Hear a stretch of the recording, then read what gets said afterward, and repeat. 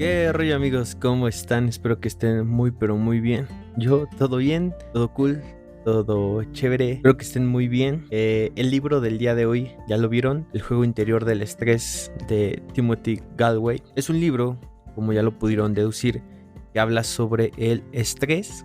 Quiero hablarles de este tema porque forma parte, según yo, del abanico de herramientas, la gestión del estrés, en lo que llamamos la inteligencia emocional, que es fundamental para el éxito de cualquier persona.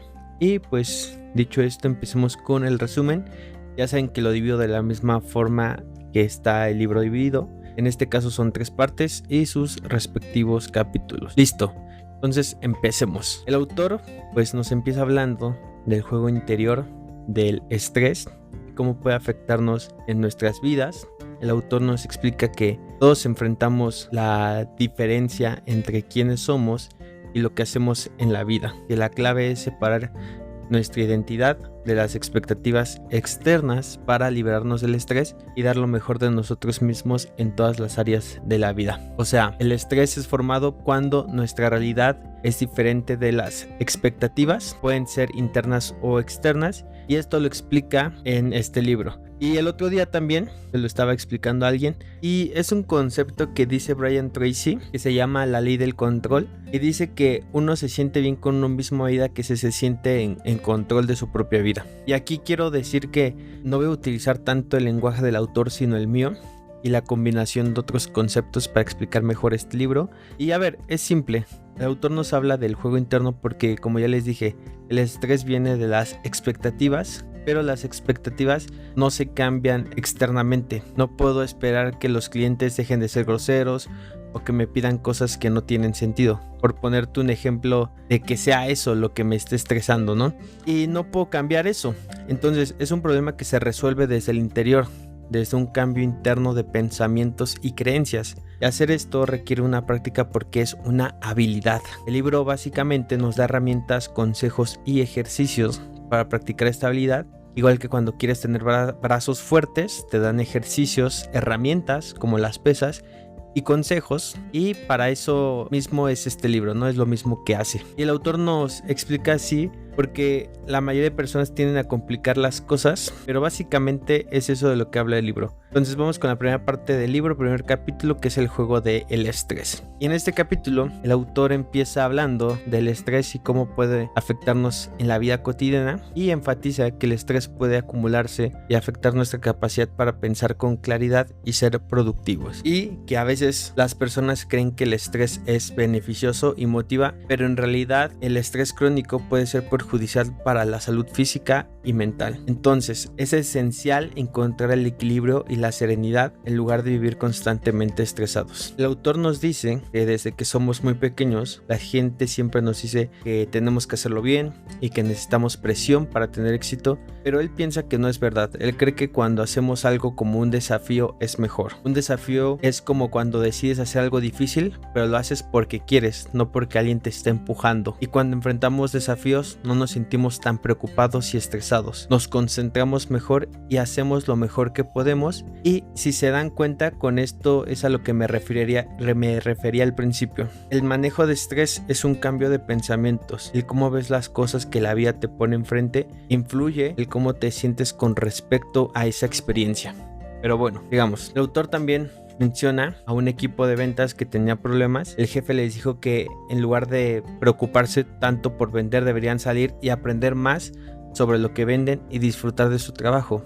Y el resultado fue que cuando hicieron esto vendieron muchísimo más. Aprendieron que cuando se disfrutaba de su trabajo y se desafiaban a sí mismos, ellos rendían mejor. Y debemos saber que el estrés es como una reacción que tenemos cuando estamos en una situación de peligro, pero no debería ser algo que sintamos todo el tiempo. Cuando estamos estresados durante mucho tiempo puede hacernos sentir mal físicamente y emocionalmente. Una de las primeras cosas que el autor nos pide es que calificamos cuánto estrés sentimos en una escala del 0 al 10. Luego debemos hacer una lista de las cosas que nos hacen sentir estresados y calificarlas según cuánto estrés nos causan. Por ejemplo, discutir con alguien podría ser un 5 y no poder pagar una factura importante podría ser un 9. Después debemos escribir cómo nos hace sentir el estrés, como sudar las manos o sentirnos tristes. Luego el autor nos muestra una especie de termómetro del estrés. Por ejemplo, si estás en un 36.5 significa que te sientes bien y no estás estresado, pero si estás en 38 grados o más, eso significa tener fiebre alta y significa que estás muy estresado. El autor nos dice que el estrés es malo para nosotros y que no debemos ignorarlo ni tratar de soportarlo. Al igual que cuando sientes fiebre, debes tomar medidas para sentirte mejor, y cuanto más tiempo estés estresado y más grave sea, más difícil será superarlo. El autor nos habla de algo interesante. Dice que dentro de nosotros, en nuestra mente, hay dos yos. Uno es como un juez que nos dice que está bien o mal, y el otro es el que realmente hace las cosas. Y a veces el juez 1 o el yo 1 nos critica mucho y eso nos estresa, pero el yo 2 es muy bueno en lo que hace. Imagina que estás aprendiendo a andar en bicicleta, por ejemplo. Imagínate si alguien te diera un montón de reglas y te dijera cómo moverte en cada parte de tu cuerpo. Esto va a ser confuso y molesto en algún punto. Por eso aprender a andar en bicicleta es algo natural y divertido. Entonces deberíamos aprender otras cosas de la misma manera, sin ser demasiados críticos con nosotros mismos. Entonces, el objetivo del autor es ayudarnos a aprender a lidiar con el estrés sin que el yo 1 nos moleste demasiado y confíe en nuestras habilidades naturales, como cuando aprendemos a andar en bicicleta, ¿vale? Así que podemos ser más felices y exitosos poniendo esto en práctica. Y el autor también nos cuenta la historia de una mujer que se llama Molly, y esta historia nos muestra lo que podemos lograr cuando dejamos de escuchar a nuestro yo 1, que es esa voz de nosotros que nos critica y nos estresa. Y la historia nos habla de un programa de televisión que quiso probar si las personas podían aprender a jugar al tenis en solo 20 minutos, incluso si nunca antes habían tocado una raqueta. Entonces escogieron a Molly, que tenía 50 años, no hacía ejercicio y obviamente estaba nerviosa por aparecer en televisión. Entonces al principio Molly pues no golpeaba bien las pelotas y todos pues se preocupaban por eso. Pero luego el autor del libro que participó también aquí le dio un ejercicio y le pidió que dijera bote cuando la pelota tocara el suelo y golpe cuando golpeara la raqueta. Entonces Molly se pudo conectar tanto que empezó a golpear las pelotas cada vez mejor, incluso mejor de lo que todo el mundo esperaba. Ya después Molly aprendió a hacer ver la pelota del tenis y pues lo empezó a hacer muy bien y dejó pues a todos sorprendidos. Pero lo que se prende de esta historia es que cuando dejamos de preocuparnos por hacerlo perfectamente y nos concentramos en divertirnos y aprender, podemos hacer cosas sorprendentes. Molly nos muestra cómo podemos silenciar al yo 1, que es esa voz crítica en nuestra cabeza, y dejar que el yo 2, que es más relajado y divertido, brille. Aquí lo que el autor hizo es callar a la voz 1. Yo lo describiría como que le hizo creer a la voz 1 que no era requerida. El autor nos habla de algo llamado la experiencia AO. El autor descubrió mientras pensaba en cómo las personas reaccionan al estrés, como cuando juegas al tenis. Esta experiencia también se aplica a situaciones estresantes en la vida cotidiana, y todo comienza cuando el yo 1, que es como la parte de ti que se preocupa y tiene miedo, interpreta una situación de manera negativa. Por ejemplo, imagínate que un jugador de tenis no se siente seguro con su golpe de revés y ve que la pelota se dirige hacia ese lado. El yo 1 no ve la pelota como una pelota normal, sino como una amenaza porque sabe que es un punto débil. Esto hace que el cuerpo reaccione con estrés, lo que puede hacerte sentir paralizado, asustado o incluso agresivo. Primero, puedes quedarte paralizado sin saber qué hacer. Luego puedes intentar huir de la situación, como moverte hacia atrás para evitar fallar. Y finalmente, cuando no hay más opción, intentas hacer lo que debes hacer, pero lo haces con demasiada tensión y torpeza. Lo más interesante es que detrás de todo esto, tu yo 2, que es la parte de ti que sabe cómo hacerlo bien, trata de hacerlo bien a pesar de las preocupaciones del yo 1, pero a veces el yo 1 puede interferir y causar estrés y al mismo tiempo eso genera un error. Y este es el ciclo que se refiere el ciclo AO. No solo ocurre en el tenis, también puede suceder en situaciones de la vida diaria, como cuando tu jefe está enojado, tu hermano no te obedece o cuando tienes muchos problemas. Estas situaciones pueden hacerte sentir estresado y llevar a errores. Pero el truco aquí es este. Puedes ver esas situaciones como desafíos que te hacen concentrarte y ser creativo en lugar de sentirte estresado. Así que en lugar de AO puedes decir ajá y aprender de esa experiencia. Ahora, el ejercicio que el autor nos propone aquí es pensar en una situación estresante que haya ocurrido en el pasado y escribir algunas cosas que el yo uno podría decirte en esa situación para hacerla sentir amenazante. Entonces, el autor nos cuenta la historia de una paciente que se llama Brenda, y esta Brenda siempre se sentía enferma y tenía muchos problemas de salud como alergias o dolores de cabeza, pero un día fue a la clínica con su mamá, y Brenda, pues ella le contó al autor cuando fue a visitarla que ella de niña amaba la música, pero que su madre la convenció de que dejara la música y se dedicara a los negocios. Entonces el autor se dio cuenta de que Brenda estaba enferma porque había renunciado a sus verdaderos deseos y necesidades como tocar la música, y le preguntó si todavía tocaba algún instrumento y ella dijo que no, pues que no tenía tiempo. Entonces el autor ahí le sugirió que reservara tiempo para volver a tocar música como un ejercicio para su mente y su espíritu. Y obviamente ya después de un tiempo Brenda pues empezó a mejorar, se sintió más feliz, empezó a tocar música por diversión y se unió a un grupo. Y esto la hizo sentirse más libre y alegre.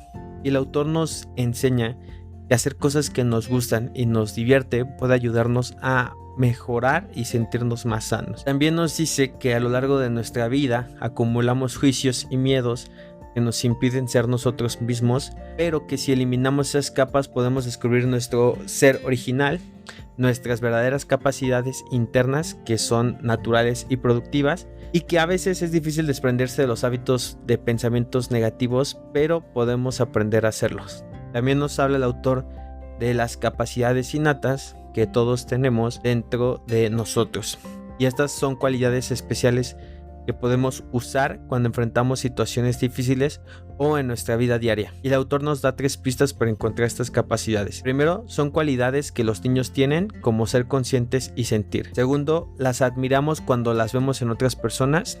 Y tercero, nos gustan cuando las vemos en nosotros mismos. Y el autor menciona algunas de estas capacidades como ser valiente, fuerte, decidido, amable y creativo. También nos dice que a veces olvidamos que tenemos estas capacidades porque nos enfocamos en el estrés y las preocupaciones. No todo el estrés se debe a lo que hacemos, a veces viene de perder algo importante o de problemas en nuestras relaciones. La diferencia está en cómo enfrentamos el estrés desde la perspectiva del yo 1 o del yo 2. El yo 1 pues, es como una voz que en nuestra cabeza que nos causa estrés, miedo y frustración, pero el yo 2 es quien realmente somos y es capaz de manejar el estrés de una manera tranquila. Y en este capítulo también el autor nos habla sobre algo llamado el creador de estrés, que es como una voz en nuestra cabeza que nos hace sentir mal y asustados, y esta voz puede decirnos cosas malas sobre nosotros mismos, como que somos tontos o que nadie nos quiere, que no vas a salir de deudas, que vas a perder tu trabajo, pero pues no es verdad. Es solo una voz enojada en nuestra mente. Y aquí voy a agregar algo yo. Esto quiere decir que fuera de que si la creencia es real o no, la adoptamos como cierta. Lo más chistoso en esto que menciona el autor es que muchas personas hemos visto con creencias que sí son erróneas, por lo menos para el 99%. Por ejemplo, las personas que piensan que la Tierra es plana. Para su cabeza esta creencia es cierta y se mueren con ella y se busca cualquier mínima cosa para validarla, y esto es fundamental. Yo sí decido qué creencia convertirla en cierta y pienso que mi negocio va a quebrar o yo voy a quebrar, algunos dirán que eso es algo cierto. Ve los números, me voy a quedar en la calle o mi pareja me va a dejar porque ve cómo peleamos. Ok, es que justo lo que dice el autor, esas cosas son creadoras de estrés, pero desde mi perspectiva estas creencias te van a meter a una espiral destructivo. Al igual que las personas que creen que la Tierra es plana, tú vas a buscar cualquier señal para validar eso. Por eso, a pesar de los años, te siguen estresando las mismas situaciones, cosas o personas, porque no metes la conciencia dentro de la espiral para que te diga basta. Al cerebro no le gusta admitir que está mal. El cerebro va a buscar estar en lo correcto y validarlo. Una persona que no es consciente difícilmente se disculpa porque sus ideas y sus creencias limitantes son más fuertes que su conciencia. Todo lo que nos dice el autor ahorita y a través del libro no es más que activar la conciencia a través del juego interno y eso. Entonces, ahora dicho esto, ahora sí vamos a regresar al resumen, porque les quería agregar esto como una idea intermedia para que lo entendieran mejor.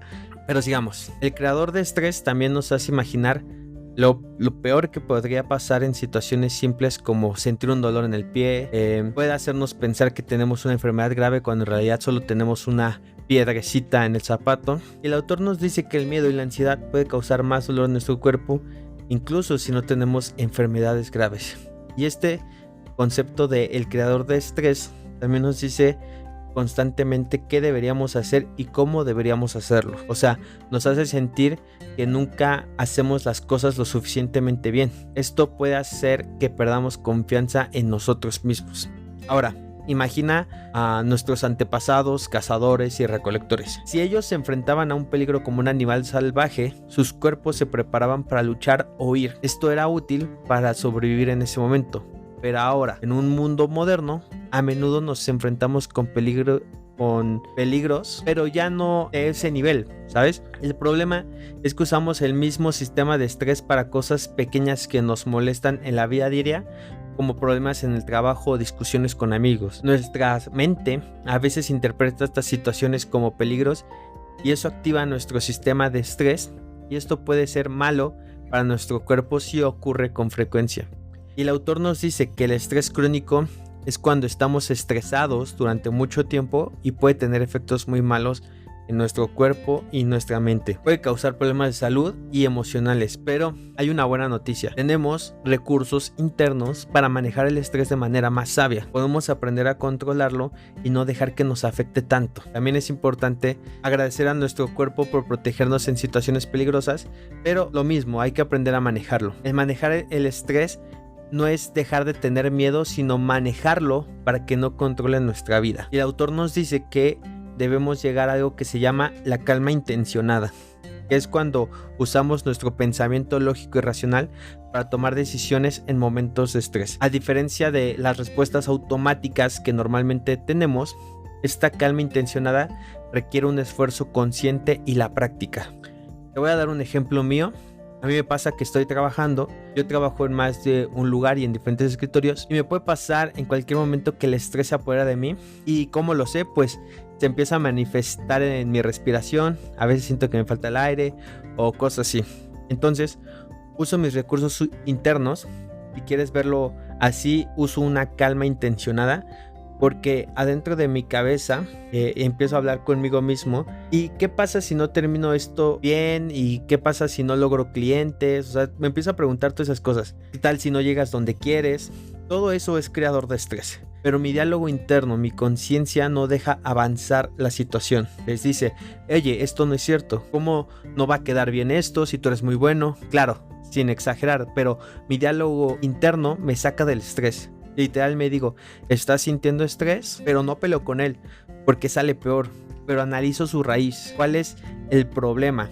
Llego a la conclusión de que no vale la pena este sentimiento de estrés, porque al final me va a hacer rendir peor. Y salgo unos minutos después y me sigo repitiendo lo mismo, y así sin darme cuenta salgo de ese momento de estrés. Y obvio, yo esta actividad la he practicado mucho, y esto lo aprendí en otro libro, que de hecho ese libro si no lo hice resumen, pero igual en algún momento lo hago. Pero es eso, les quería dar un ejemplo mío y ahora sí, pues vamos a continuar.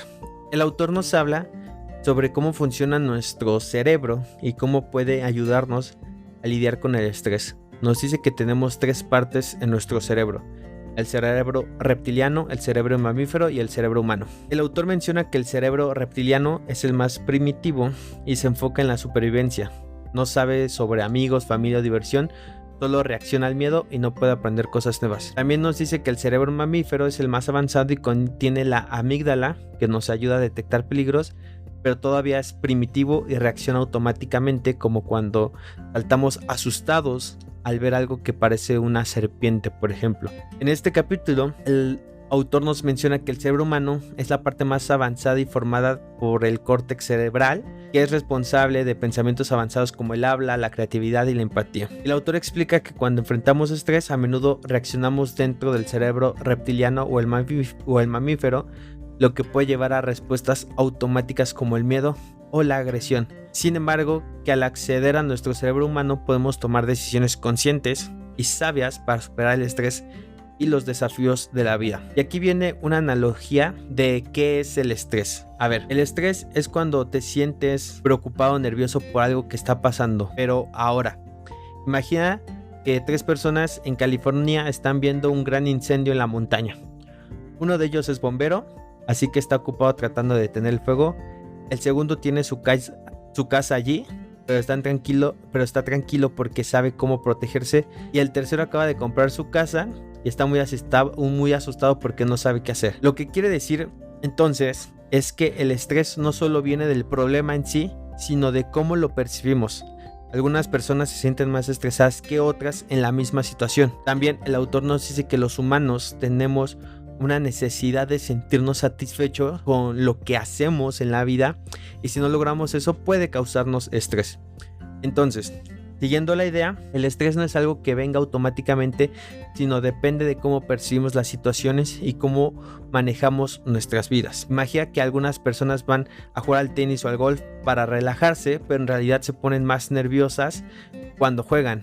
Esto sucede porque le dan un significado especial a ganar o perder en estos juegos. El autor dice que podemos elegir conscientemente un nuevo significado para las cosas. Por ejemplo, en el golf, en lugar de jugar para ganar, podemos jugar para hacer ejercicio, para disfrutar de la compañía de amigos o para conectarnos con la naturaleza.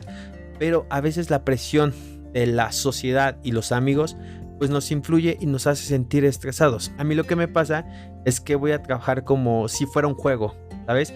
Y estuviera en una simulación donde tengo que ser mejor para llegar más lejos. Entonces la forma en la que veo las cosas me mantiene sereno. Si me da estrés, me acuerdo de que estoy en una simulación, de que es un juego. Entonces el autor también nos habla sobre cómo pasamos la vida acelerando y desacelerando, pero a veces nos agotamos porque no sabemos cuándo detenernos. Es como si tuviéramos un motor potente en nuestra mente y lo usamos demasiado sin cuidar el resto del vehículo, o sea, nuestro cuerpo.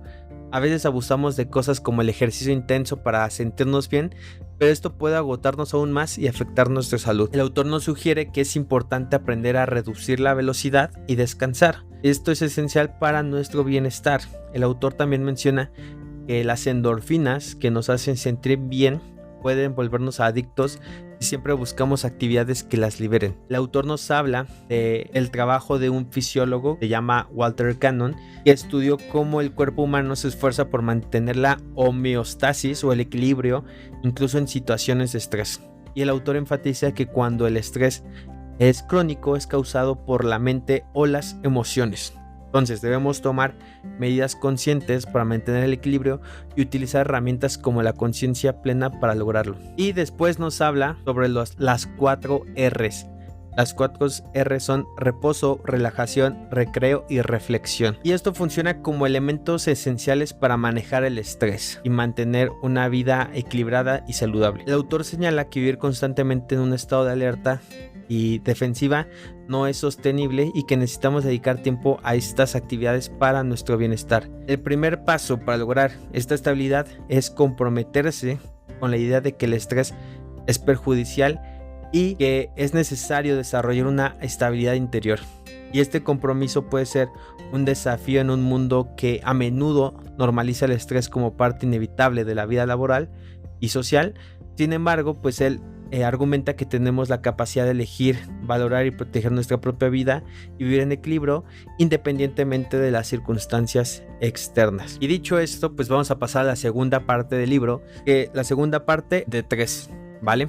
Para que no se los olvide cómo vamos. Ok, la segunda parte nos habla sobre cómo engañar al estrés. Lo primero que el autor nos dice en esta parte es la diferencia entre los comportamientos programados de los animales y la capacidad única de los seres humanos para la conciencia y la elección y la confianza. Menciona que a diferencia de los pájaros y otros animales que siguen patrones instintivos, los humanos tienen la capacidad de pensar, reflexionar y tomar decisiones conscientes sobre cómo enfrentar las circunstancias. Los 3 principios del aprendizaje mencionados son conciencia, elección y confianza.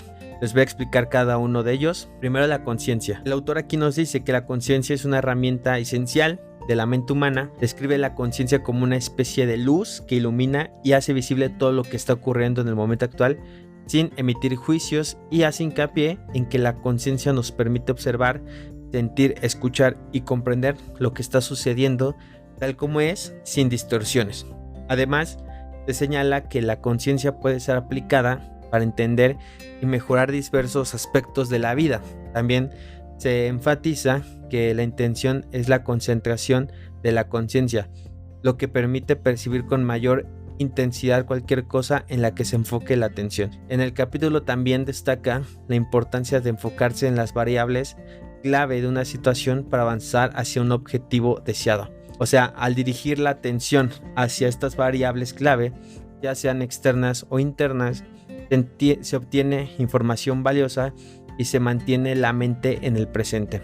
Esto, a su vez, ayuda a evitar los pensamientos relacionados con el pasado o el futuro interfieran, lo que puede reducir el estrés. Imagínate que eres un atleta que compite en una carrera de resistencia como un maratón. En este contexto, dirigir tu atención hacia variables clave significa concentrarte en aspectos como tu ritmo de carrera, tu hidratación y tu respiración. Entonces, al prestar atención a estos elementos clave mientras corres, obtienes información valiosa sobre tu desempeño y bienestar durante la carrera. Esto te ayuda a ajustar tu ritmo, mantenerte hidratado y respirar adecuadamente, lo que puede marcar la diferencia en tu rendimiento general. Además, al mantenerte tu mente en el presente y evitar preocupaciones sobre el resultado final o el esfuerzo pasado, puedes reducir la ansiedad y el estrés, lo que te permite correr de manera más efectiva y disfrutar de la experiencia. El segundo concepto, la elección. La elección es tomar decisiones difíciles de forma consciente, lo que significa pensar antes de hacer algo. Y hay varios puntos a destacar aquí. Primero, la elección personal. Imagina que cada vez que tienes que decidir algo como reaccionar, cuando algo te hace sentir triste, enojado, tienes un poder especial para elegir cómo actuar. Entonces, puedes elegir enfrentar una situación y entenderla, o puedes asustarte y no querer verla. Segundo, decidir conscientemente. Cuando tomas decisiones pensando en lo que realmente quieres o necesitas, eso es elegir de manera consciente. Por ejemplo, si eliges comer frutas y verduras porque sabes que son saludables, en lugar de comer dulces todo el tiempo, estás tomando una buena decisión consciente, ¿va? 3. Responsabilidad personal. Esto significa que eres responsable de cuidar de ti mismo. Si eliges hacer cosas saludables como hacer ejercicio y no fumar, eso te ayuda a estar más sano y feliz. 4. ¿De dónde vienen las elecciones? A veces hacemos cosas porque realmente queremos hacerlas, como dar un regalo a alguien en Navidad, porque nos hace sentir bien, pero otras veces hacemos cosas porque otros nos dicen que lo hagamos, incluso si no queremos. Es importante saber de dónde vienen nuestras decisiones. 5. Conectar con el propósito. Cuando haces algo, es bueno pensar en el por qué lo haces. Por ejemplo, si le das un regalo a alguien, recuerda que te hace sentir bien hacerlo, en lugar de solo pensar en el regalo en sí. 6. Compromiso consciente. Esto significa que cuando tienes que tomar una decisión importante, como qué hacer cuando te sientes muy enojado, puedes pensar en lo que realmente quieres que suceda y luego prometerte a ti mismo que harás lo mejor para lograrlo. Entonces, resumiendo esta parte, se trata de elegir sabiamente, ser responsable en tus elecciones y hacer lo que te haga sentir bien contigo mismo. Y el tercer punto, la confianza. En este capítulo, el autor resalta la importancia de la confianza como el tercer componente fundamental en el proceso de desarrollo personal, junto con la conciencia y la elección. Y aquí se presentan también algunos puntos clave. Primero, la interdependencia de los tres componentes. Aquí el autor enfatiza que la conciencia, la elección y la confianza son interdependientes y que ninguna de ellas tiene prioridad sobre las demás. Todas trabajan juntas para permitir el crecimiento personal y la toma de decisiones efectivas. La virtud de confiar en lo que es digno de confianza es otra cosa que menciona, que la confianza no es simplemente una virtud en sí misma, sino que radica en confiar en lo que es digno de confianza. Aunque otros pueden ofrecer consejos sobre en qué confiar, la decisión final recae en la propia sabiduría de la persona. Entonces, la confianza se basa en la elección consciente de en quién o en qué confiar. Después, también nos menciona cómo confiar en nosotros mismos. El autor dice en cómo se logra esta confianza, específicamente en el yo 2, que representa la parte interna y consciente de una persona, que muchas veces confiar en el yo 1, que está lleno de dudas y miedos, puede generar una confusión y ansiedad, mientras que confiar en el yo 2 permite un mayor sentido de la autoeficacia y estabilidad. El autor sugiere que confiar en uno mismo es equivalente a confiar en la vida en general, que se compara la confianza en el cuerpo funcionará adecuadamente sin esfuerzo consciente, con la confianza en que la vida en sí misma puede fluir sin obstáculos y que esta confianza natural es esencial para el crecimiento y la evolución. También nos habla de separar el resultado y la valía personal. Y aquí el autor nos pone un ejemplo de un brother que se llama Matt, que se sentía como un fracasado debido a los problemas de su negocio, pero que aprendió a confiar en sí mismo y en su capacidad para enfrentar los desafíos, y que esto lo ayudó a mantener una actitud positiva y productiva. Y aquí básicamente el autor nos habla de la importancia de basar nuestra estabilidad en recursos internos sólidos, y que también hay recursos que son sólidos que siempre vamos a tener disponibles. Uno de ellos, por ejemplo, es la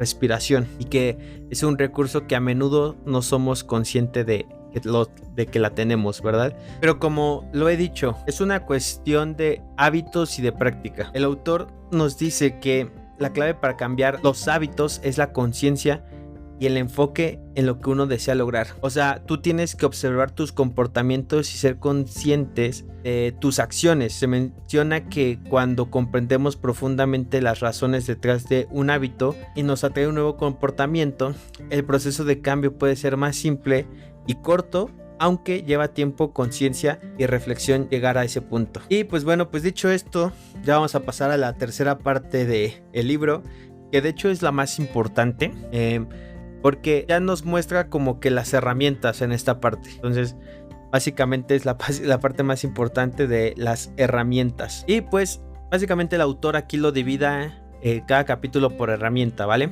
Entonces pues vamos a empezar con la herramienta número 1, que es el stop. Y bueno, aquí nos habla sobre cómo el estrés puede hacernos sentir como bolas de billar que son siendo golpeadas y movidas por las circunstancias en lugar de movernos en la dirección que deseamos. Y aquí el autor explica que muchas veces culpamos a situaciones externas como un mal día o una discusión con alguien por nuestras acciones autodestructivas cuando estamos estresados. El autor también nos dice que podemos ser más estables emocionalmente y tomar el control de nuestras vidas en lugar de dejar que el estrés nos domine. El autor nos menciona que así como un corredor de maratón que sufre ataques de ansiedad debido a su incapacidad de detenerse y reflexionar, nosotros podemos hacer lo mismo, que debemos buscar detener los impulsos negativos que nos amenazan, y para eso sirve la herramienta del stop. El stop consiste en 4 partes: retroceder, pensar, organizar tus pensamientos y actuar. Entonces, al retroceder nos distanciamos de la situación, lo que nos permite verla desde una perspectiva diferente y obtener más opciones. El pensamiento nos da la oportunidad de analizar lo que está sucediendo, identificar nuestras emociones y prioridades y considerar nuestras opciones y obstáculos. Organizar nuestros pensamientos nos ayuda a tomar decisiones informadas, y finalmente la acción nos permite avanzar con claridad y propósito. El autor utiliza ejemplos de personas que han aplicado esta herramienta en sus vidas, como un director general que decidió atender una llamada estresante y una mujer que maneja una conversación difícil con su exmarido de manera efectiva. Todo esto usando la herramienta del stop. Pero yo les voy a dar un ejemplo que creo que me sale un poquito mejor para explicar esto, ¿vale? A ver, imagina que eres una persona que trabaja en una empresa como cualquiera. Tienes una importante presentación ante los jefes y, bueno, tus compañeros. Esto te hace sentir nervioso porque sientes que tu carrera depende en gran medida de esta presentación y la presión te está afectando. Primer paso, retrocede. Antes de comenzar la presentación, tomas un momento para retroceder mentalmente. Cierras los ojos por un momento, respiras profundamente para calmarte. Te alejas de los pensamientos de preocupación y te concentras en el momento presente. Después, segundo, piensa. En el segundo paso, te empiezas a preguntar por qué estás tan ansioso. Aquí debes reconocer que estás preocupado por el resultado de la presentación y cómo esto podría afectar tu carrera. Pero también te das cuenta de que estás pensando en todas las cosas que podrían salir mal en lugar de enfocarte en la información importante que quieres compartir. 3. Organiza tus pensamientos. Aquí es donde decides que tu objetivo principal es comunicar efectivamente la información que has preparado y no obsesionarte con el resultado final. Entonces aquí te das cuenta que has trabajado duro y que tienes el conocimiento necesario para hacer una buena presentación, organizas tus notas y enseñas mentalmente cómo presentarás la información de manera clara y convincente. Y el cuarto paso del stop, actúa ahora con una mentalidad ya más tranquila y enfocada. Te levantas para hacer la presentación y a medida de que hablas te das cuenta de que estás transmitiendo la información de manera efectiva y que tus compañeros y jefes están interesados en lo que tienes que decir. Entonces te sientes más relajado y seguro a medida que avanzas con tu presentación. Y al final, aunque sigues sintiendo cierta presión, te das cuenta de que hiciste un buen trabajo y te sientes satisfecho con tu desempeño. Y en este ejemplo, aplicar el stop te puede ayudar a manejar tus nervios, a cambiar tu enfoque hacia una comunicación más efectiva y mejorar tu confianza durante la presentación. En lugar de dejar que el estrés te domine, te permitió enfrentar la situación de manera más positiva y concentrarte en lo que realmente importa. También nos habla de que hay diferentes tipos de stop. Que está el stop largo, que es bueno en situaciones de un día, una semana o incluso años.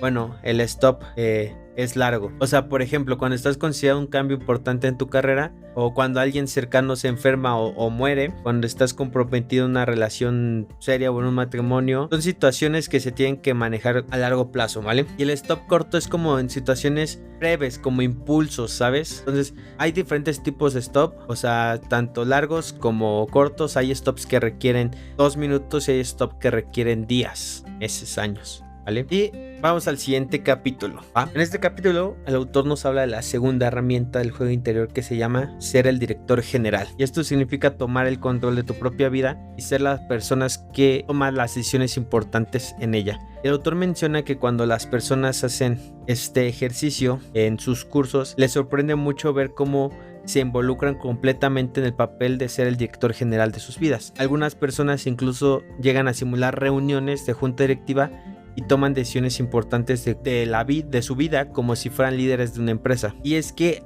básicamente así es como le deberíamos hacer todos. Nosotros deberíamos imaginar que somos el director general de nuestra propia vida. Deberíamos convocar a una reunión de la junta directiva y el personal donde vamos a decir qué temas son importantes, y es muy importante no ceder nuestro rol de director general a otros aspectos de nuestra vida como la popularidad, la salud o el éxito.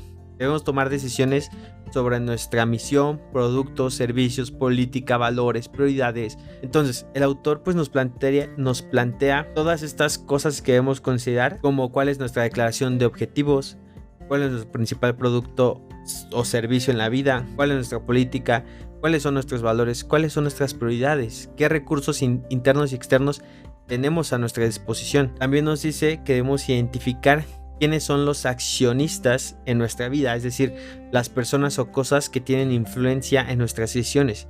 Debemos preguntarnos a cambio de qué hemos vendido nuestras acciones en la vida y cómo podemos recuperarlas. Y el autor comparte la historia también de un paciente que se llama Melanie, que tenía problemas de salud que eran constantes, y pues que bueno, con este ejercicio de ser el director, pues esta persona Melanie dijo, pues sabes qué, yo le vendí acciones a mi familia de mi propia empresa y pues yo las quiero recuperar, y que el momento que lo hizo pues su salud mejoró, ¿vale? Y dicho esto, vamos al siguiente capítulo, y en este capítulo el autor nos presenta la tercera herramienta del juego interior, llamada las 3 preguntas de control. Y esta herramienta se centra en ayudarnos a lidiar con el estrés que proviene de situaciones en las que sentimos que no tenemos control. Y el autor nos cuenta pues también cómo esta herramienta la ha aplicado en sus cursos y cómo ha ayudado a diferentes personas. Pero bueno, la herramienta de las preguntas de control consiste básicamente en hacerse 3 preguntas en un orden específico cuando nos sentimos atrapados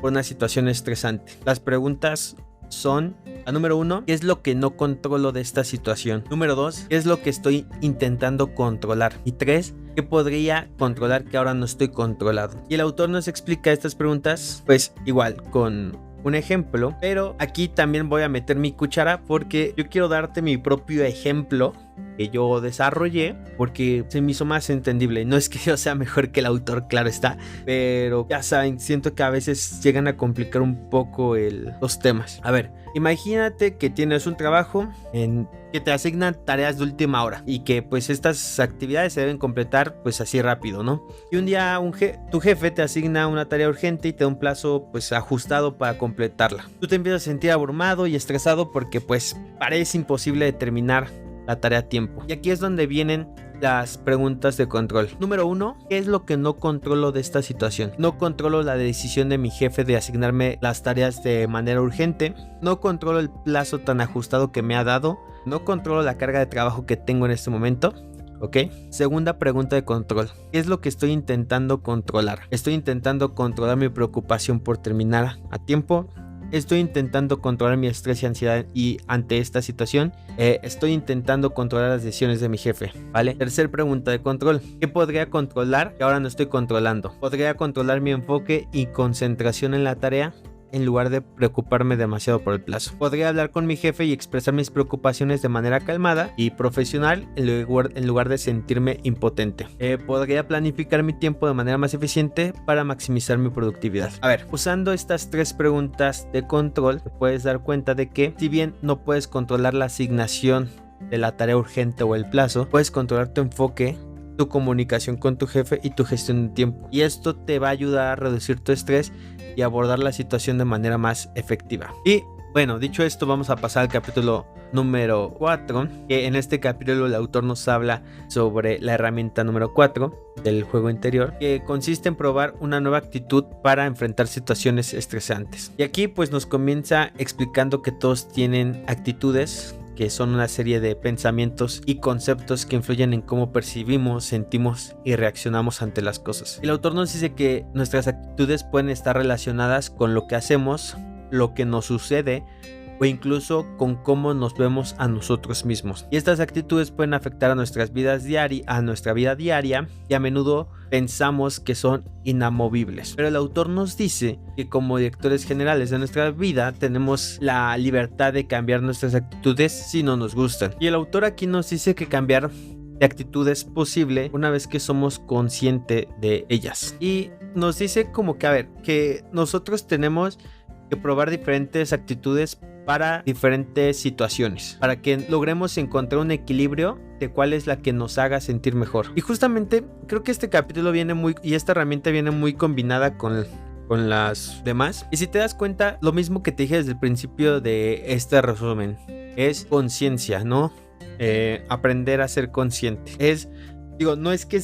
No es que sea fácil, tampoco te va a decir es que este libro va a cambiar tu vida. No te estoy diciendo eso. Estoy diciendo que este libro te está diciendo la importancia de la conciencia, diría yo, ¿sabes? Pero bueno, vamos a seguir con el siguiente capítulo. Y en este capítulo, el autor nos habla de la herramienta número 5 del juego interior, que es conocida como la pluma mágica. Y esta herramienta se utiliza para conectar con nuestra sabiduría interna y obtener una perspectiva más sabia y calmada sobre situaciones difíciles. El autor menciona que para usar la pluma mágica solo necesitas un papel, un bolígrafo y un lugar tranquilo. Y se refiere a este ejercicio como la escritura del yo 2, que implica escribir tus pensamientos y conversaciones internas sobre una situación complicada. O sea que primero debes expresar todos los pensamientos y conceptos que surgen desde tu yo 1, que es la parte de ti que tiende a reaccionar impulsivamente y emocionalmente. Luego el autor nos dice que podemos dotar al bolígrafo de capacidades internas que elijamos, como claridad,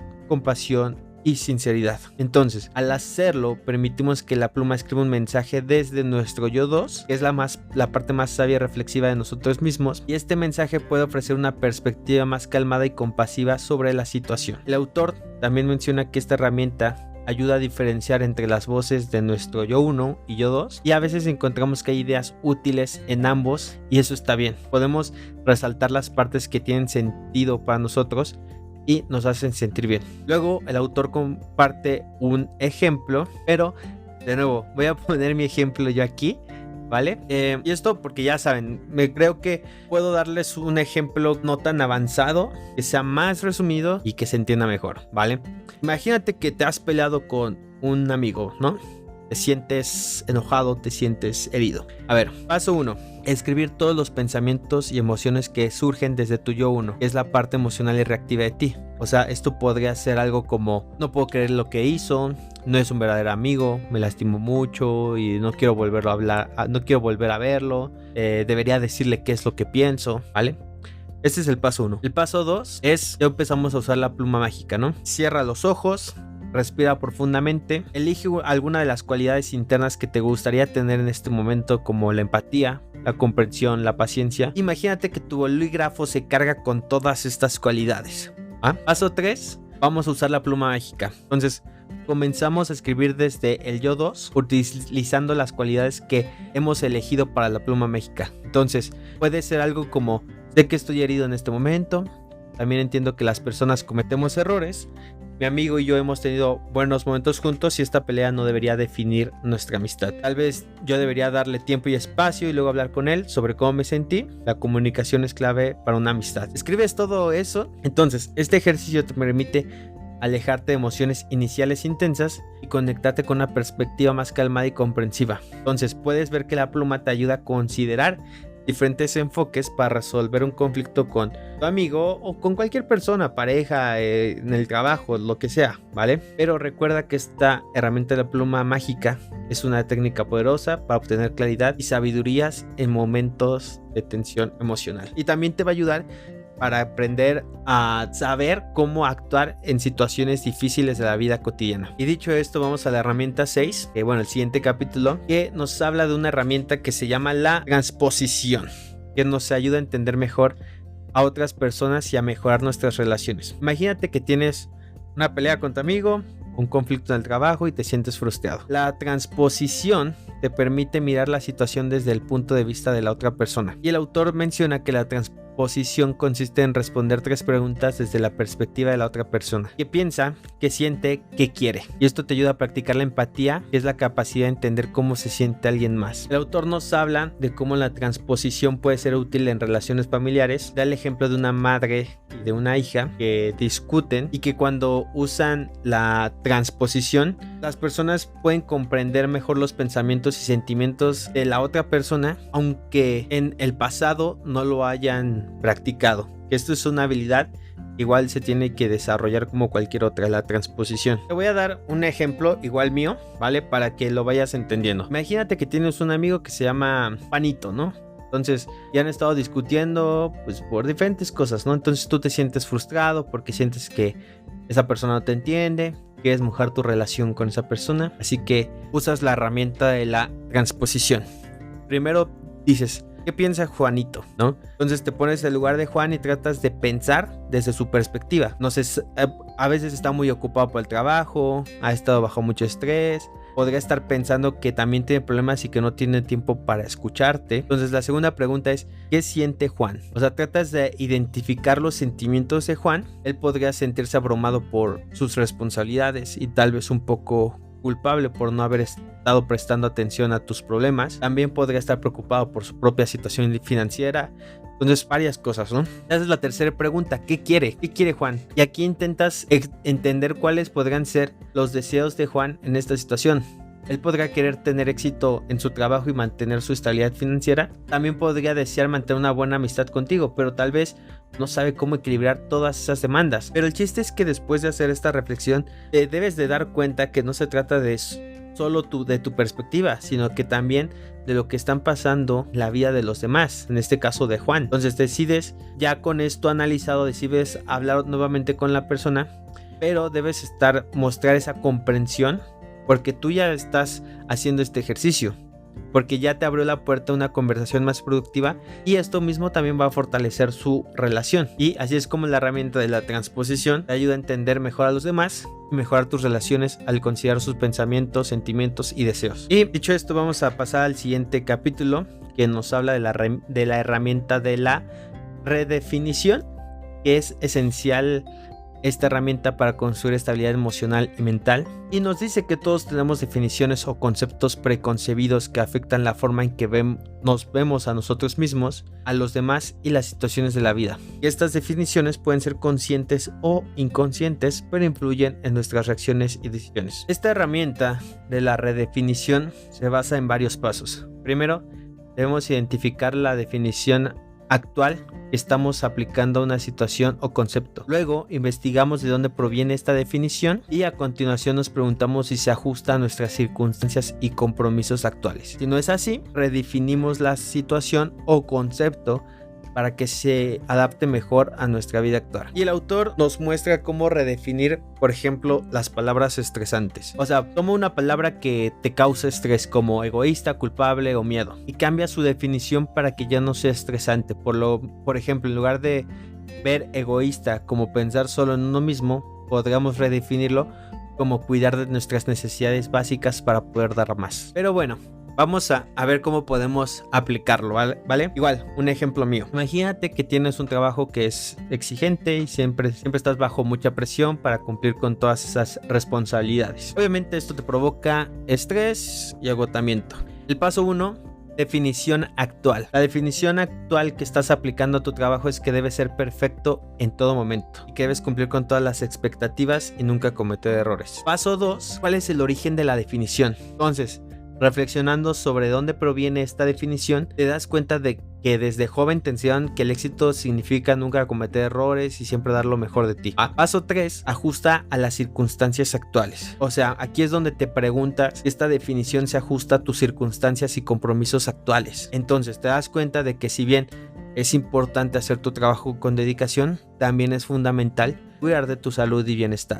Paso 4, la redefinición. En este paso tú decides redefinir tu enfoque hacia el trabajo. En lugar de verlo como una búsqueda de la perfección constante, debes decidir que serás un profesional comprometido pero compasivo contigo mismo y entiendas que está bien cometer errores ocasionalmente y que el autocuidado es esencial para mantener un rendimiento sostenible. Y el paso 5 es aplicar esta nueva definición. Aquí es donde comienzas a aplicar esta nueva definición en tu vida laboral y aprendes a reconocer y aceptar tus errores, aprendiendo de ellos en lugar de castigarte. Y también incorporas pausas para el autocuidado en tu rutina diaria, como descansos regulares y actividades que te relajen. Entonces, con esta redefinición, tu relación con tu trabajo se va a volver menos estresante, aún eres un profesional comprometido, pero ahora te permite ser humano y cuidar de tu bienestar emocional y físico. Y esta nueva perspectiva te ayuda a manejar mejor el estrés y a mantener un equilibrio saludable entre tu vida laboral y personal, ¿vale? Y dicho esto, vamos a pasar al siguiente capítulo.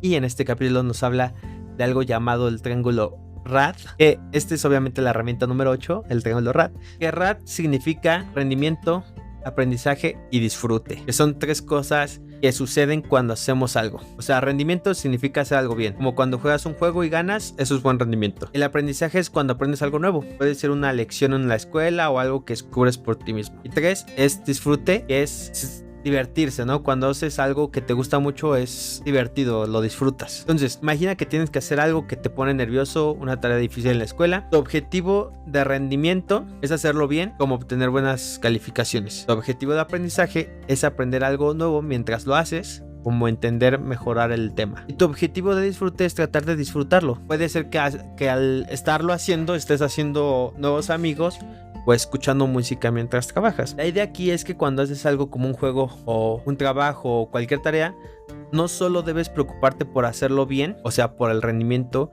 sino también debes aprender algo nuevo y tratar de disfrutarlo. O sea, rendimiento, aprendizaje y disfrute son las tres cosas que debes hacer en cualquier actividad. Si algo no lo estás disfrutando, encuentra la forma de disfrutarlo. Cuando haces estas tres cosas, te vas a sentir menos estresado y disfrutas más de lo que haces. No solo te concentras en el resultado, sino también en lo que puedes aprender y en sentirte bien mientras lo haces. Un ejemplo claro mío otra vez. Imagina que estás haciendo un trabajo que es importante y comienzas a sentirte abrumado por la presión, tienes que rendir al máximo y esto te está generando estrés y ansiedad. Y en este momento entonces recuerdas el círculo RAD, que es rendimiento, aprendizaje y disfrute. Primero, rendimiento. Aquí te tienes que tener por un momento y te preguntas cuál es el objetivo principal de la tarea. Por ejemplo, Si estás tratando de hacer un proyecto, tu objetivo de rendimiento podría ser completarlo a tiempo y con calidad. Entonces, identificas claramente el objetivo sin dejar que te consuma. 2. El aprendizaje. Debes de reconocer que esta situación es una oportunidad para aprender algo nuevo o de mejorar tus habilidades. En lugar de solo enfocarte en el resultado final, te preguntas qué conocimientos puedes adquirir en este proceso. Tal vez sea aprender a manejar mejor el tiempo o a las personas o perfeccionar cualquier habilidad. Y el tercer punto, el disfrute. Que a pesar del estrés te esfuerza por encontrar momentos de disfrutes en lo que lo estás haciendo. O sea, es encontrar pequeñas alegrías en el proceso. Incluso puedes hacer una pausa breve para relajarte o recuperar la energía. Por ejemplo, te voy a dar un ejemplo también que aplica para mí. Hace mucho tiempo, bueno, no hace tanto tiempo, hace poquito más bien, me enteré yo de que tendría que estar viajando ahora cada vez más que antes. Obviamente no es algo que, digo, a veces yo al principio decía, bueno, güey, o sea, estar viajando, bueno, es cansado, pero bueno, se tiene que hacer, ¿no? Entonces, y dije, bueno, y esto me va a quitar tiempo de gimnasio también. Entonces dije, ¿qué voy a hacer, no? Entonces dije, bueno, es parte del rendimiento. Creo que la parte de aprendizaje no me costó tanto, pero era como que ¿cómo puedo darle la vuelta a esto, sabes? Entonces encontré que había una cancha de fútbol cercana. Entonces agarraba como, o agarro mis momentos y me llevo mis cosas así para jugar fútbol y todo, y voy una hora a jugar fútbol, ¿sabes? Entonces, a pesar de todo el estrés y todo lo que presiona, ¿no? Clientes y todo, encuentro ese momento de disfrute, porque dentro de algo que podría parecer un castigo, yo encontré hacerlo de manera divertida, ¿sabes? Entonces, fuera del rendimiento y el aprendizaje, que creo que esa parte no me costó, aprendí a encontrar esas pequeñas alegrías en el proceso. Entonces, es básicamente eso, ¿vale? Y esto es parte de ser creativo. Tu solución o tu disfrute no va a ser el mismo que el mío. Tienes que ser súper creativo. Usa tu imaginación, ¿vale? Pero bueno, a ver, cuando tú sigues esta herramienta, pues te das cuenta de que no solo el rendimiento es lo que importa, sino puedes aprender a disfrutar durante el proceso. Y de esto se trata el triángulo raso. Y pues con esto dicho, pues llegamos al final del libro.